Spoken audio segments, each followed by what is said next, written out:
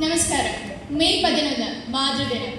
അമ്മയുടെ സ്നേഹത്തിനും കനിവിനും പകരം വെക്കാനാവുന്ന ഒരു സ്നേഹമില്ല.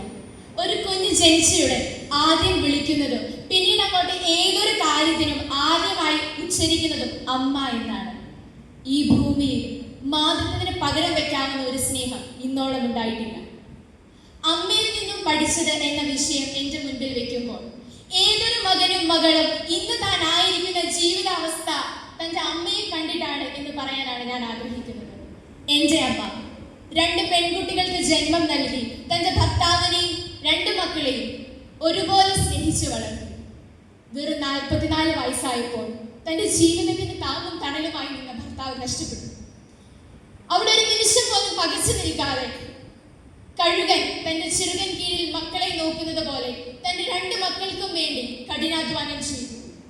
ജീവിത പ്രതിസന്ധികൾക്ക് മുൻപിൽ പിടിവിട്ട് നിൽക്കുമ്പോഴും തന്റെ മക്കളെ ഓർത്ത് തന്റെ ജീവിതം മുന്നോട്ടുണ്ട് എന്ന് അറിഞ്ഞുകൊണ്ട് സ്വന്തം ജീവിതത്തിന് വേണ്ടി ഇന്നും കഠിനാധ്വാനം ചെയ്യുന്ന ഒരു ധീരവനിതയാണ് എൻ്റെ അമ്മ എന്ന് പറയുന്നതിൽ എനിക്ക് ഇന്നും അഭിമാനമുണ്ട്, സന്തോഷമുണ്ട്. എൻ്റെ അമ്മയിൽ നിന്നാണ് ഞാൻ എൻ്റെ ജീവിതത്തിന്റെ മൂല്യങ്ങൾ എന്നറിയപ്പെടുന്നു. ധൈര്യം, വിശ്വാസം, അതിജീവനം, പ്രതിസന്ധികൾക്കിടയിലും സന്തോഷം കണ്ടെത്താനുള്ള കഴിവുണ്ട് എന്ന് ഞാൻ പഠിച്ചത്. എൻ്റെ ജീവിതം എങ്ങനെ ആവണമെന്ന് ഞാൻ നോക്കി പഠിച്ചത് എൻ്റെ അമ്മയിൽ നിന്നുമാണ്. എൻ്റെ അമ്മയായിരുന്നു എല്ലാം എനിക്ക്. കരയല്ലാത്ത ശക്തിയാണ് എൻ്റെ അമ്മ. എൻ്റെ ജീവനും ജീവിതാന്തസ്സും എങ്ങനെ വേണമെന്നും ഏതൊരു പ്രതിസന്ധി നിന്റെ മുൻപിൽ വരുമ്പോഴും അതിനെ നേർത്തു നിൽക്കണമെന്നും അതിനെ ഫേസ് ചെയ്യണമെന്നും എന്നെ പഠിപ്പിച്ചത് എൻ്റെ അമ്മയാണ്.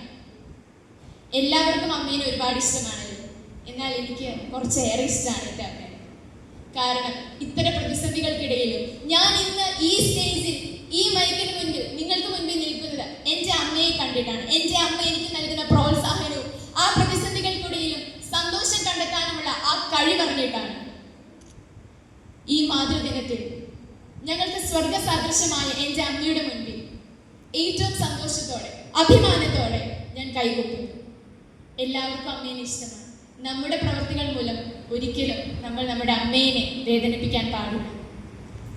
പ്രസവിക്കുന്നതിന്റെ വേദന അമ്മമാർക്ക് അറിയാൻ പാടുള്ളൂ, അല്ലേ? ആ വേദന മനസ്സിൽ കണ്ടുകൊണ്ട് എൻ്റെ അമ്മ ഇന്ന് ചിരിക്കുന്ന ഓരോ ചിരിയിലും വേദനയും സഹനവും കൊണ്ട് ഞാൻ തിരിച്ചറിഞ്ഞുകൊണ്ട് ഈ മാതൃദിനത്തിന്റെ എല്ലാ മംഗളങ്ങളും എല്ലാ അമ്മമാർക്കും